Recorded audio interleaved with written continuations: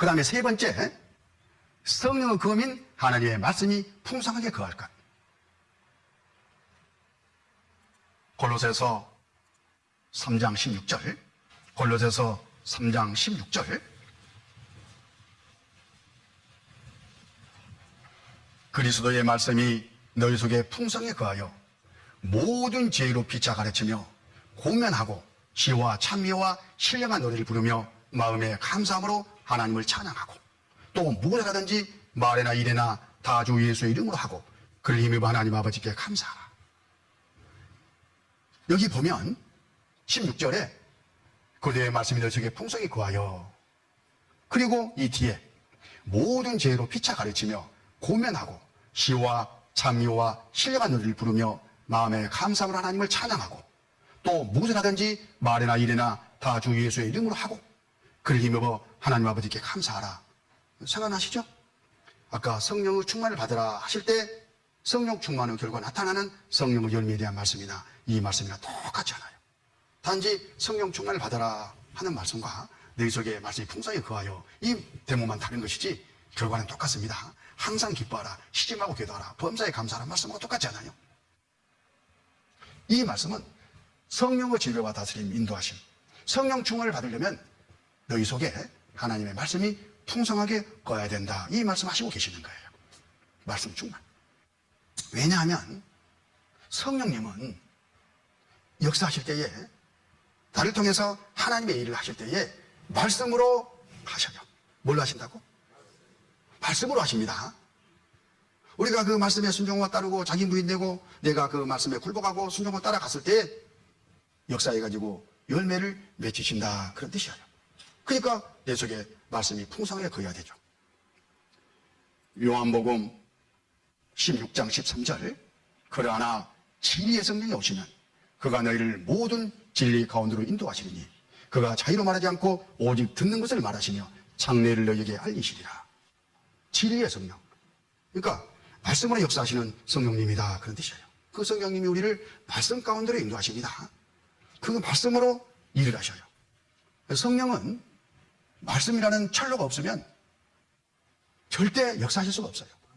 열차가, 그 육중한 열차가 엄청난 힘으로 달려가죠. 그런데 문제는 철로가 없이는 그 힘이 넘치는 열차도 달려갈 수 없다는 것. 성령님도 똑같습니다. 여기 열차 있잖아요. 철로가 깔렸을 때 열차가 달릴 수 있다. 말씀이 내 속에 풍성히 거했을 때 그 말씀으로 말미암아 성령께서 역사하시고 일을 하신다. 이게 딱 관념화되어 있어야 돼요. 그래서 구역별로, 개인별로 늘 성경 읽기표, 또 성경 읽자 고민하면서 말씀을 챙기는 겁니다. 설교도 다 말씀을 챙기는 과정은 다름 아니잖아요.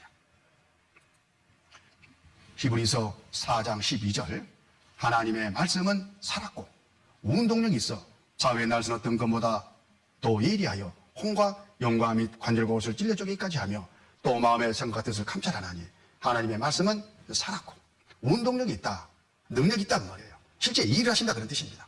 그래서 좌우의 날선 어떤 검보다도 예리하여 우리의 혼과 우리의 영과 및 관절과 골수, 우리 몸까지도 변화시켜가지고 성령의 일을 하신다, 하나님의 일을 하시게 하신다, 그런 뜻입니다. 이 드라이한 이 문자, 크게 그런 능력이 있다, 그런 뜻이겠습니까? 아니에요. 성령님께서 말씀으로 일을 하실 때에 말씀에서 이런 결과가 나오는 겁니다. 하나님의 말씀은 살았고 살아있습니다. 성령의 역사로 말미암아 일을 하신다, 그런 뜻이에요. 운동력이 있어. 좌우의 날선 어떤 검보다도 예리하여.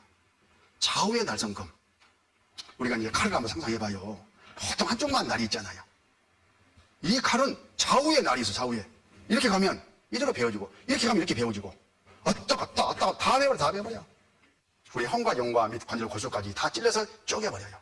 뭐가? 말씀이.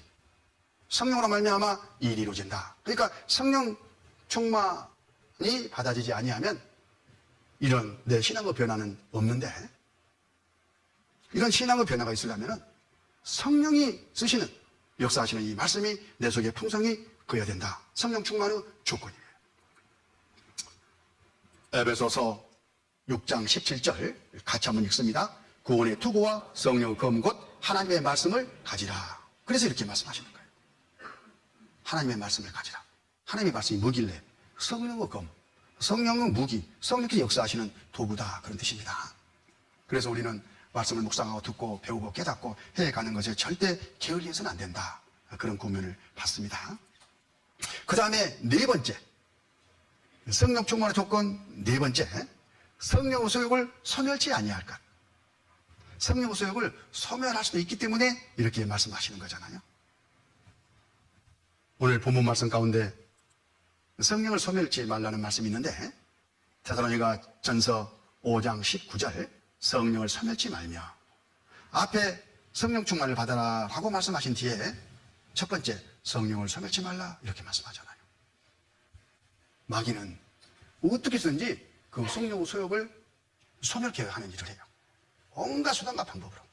그래서 마귀를 방어하는 그런 지혜도 또 필요하겠죠. 빌립보서 2장 13절, 너희 안에서 행하시는 이는 하나님이시니 자기의 기쁘신 뜻을 위하여 너희로 손을 두고 행하게 하시나니.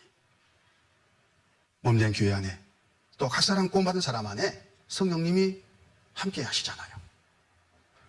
뭐 하려고 함께 하냐? 다른 목적도 있지만 우리를 써서, 나를 써서 하나님의 일을 하기 위해서 그러시죠. 그 성령이 나를 써서 하나님의 일을 하실 때에 먼저 내 마음 가운데 그 일을 하고자 하는 마음을 주셔요. 하나님의 기뻐하신 뜻을 손을 두고 행하게 하셔요. 마음을 쏙 주신다, 그 말입니다. 그러니까 어느 날 갑자기 생각지도 않은데, 마음에도 없는데 어떤 일이 딱 떨어지면 이게 성령님께서 허락하신 하나님의 뜻일까? 아니라고 일단 생각을 해야 됩니다. 그리고 묵묵하게 기도 가운데 기다리고 있어 봐야 되겠죠. 마귀도 얼마든지 우리 마음 가운데 잘못된 생각을 넣어줘가지고 잘못된 길을 가도록 하기 때문에 그렇습니다. 유다에게 예수님 팔려는 생각을 넣어줬잖아요. 그러니까 유다 마음에 예수님 팔고 싶어하는 그런 소원이 쑥 올라왔습니다. 그게 하나님이 뜻이고 성령이 뜻이겠어요? 그래서 우리는 분별하는 지혜가 아주 중요해요. 그런데 성령님이 우리를 써서 역사하시는 과정에 먼저 신호를 주신다는 거예요. 손을 두고 행하고자 하는 마음이 쭉 올라왔을 때 그걸 기도하는 겁니다. 우리가 기도한다, 또 기도 응답을 받는다, 이런 교훈을 많이 받는데, 사실은 성령의 지배와 다스림 안에 있으면 성령님께서 알려주셔요. 내가 기도할 것을, 기도하고자 하는 마음을 다 주셔요. 그걸 놓치지 않고 하나님을 향해서 예, 그렇습니다, 예, 소원입니다, 이렇게 동의하는 바로 그것이 기도인 거예요. 성령 안에서 그건 100% 응답이 되죠. 그래서 로마서 8장 27절, 마음을 감찰하시는 이가 성령의 생각을 아시나니 이는 성령이 하나님의 뜻대로 성도를 위하여 간구하시니라. 내 안에서 성령께서 하나님 뜻대로 기도하시면서 우리에게 기도케 하셔요. 그래서 소원을 두고 행하고자 하는 마음이 올라오는 겁니다. 그걸 소멸하지 말라는 거예요. 요한복음 15장 7절, 너희가 내 안에 거하고 내 말이 너희 안에 거하면 무엇이든지 원하는 대로 구하라, 그리하면 이루리라. 우리 전에 이 말씀 배웠죠? 이게 다름 아닌 성령 충만의 조건이잖아요. 오늘 공부하고 보니까 이거 포도나무 비유에 나오는 말씀입니다. 포도나무가 있고 가지가 있다. 가지의 목적은 포도 열매를 쫙쫙 맺히기 위한 거잖아요.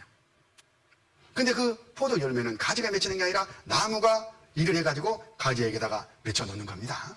가지는 거기에 열매가 맺히려면은 붙어 있어야 돼요. 그 책임이 있죠. 붙어 있는 게 뭐냐? 그 한다는 게 뭐냐?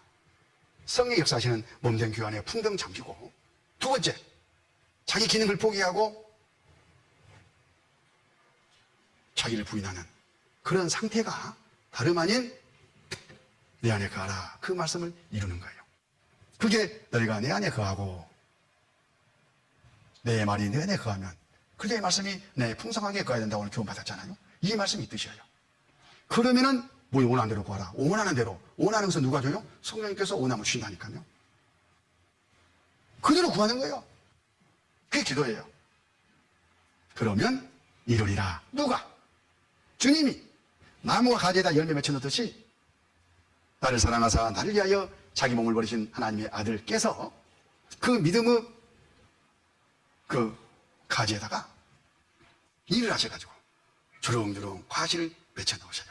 그게 성령이 일하신 결과 성령의 열매인 겁니다. 일정 열매, 전도로 말미암아 교회가 성장하는 것, 내적 열매, 각 개인의 신앙이 그리의 창성한 분량에 충만한 데까지 이르도록 자라가는 바로 그 일을 성령님이 우리 안에서 행하셔요. 그건 바로 다름 아닌 성령 충만의 결과이고, 그 성령 충만의 상태가 다름 아닌 은혜 안에 사는 상태다. 은혜 안에 사는 법이 바로 이거다. 이렇게 좀 정리하면서 기도하십시다.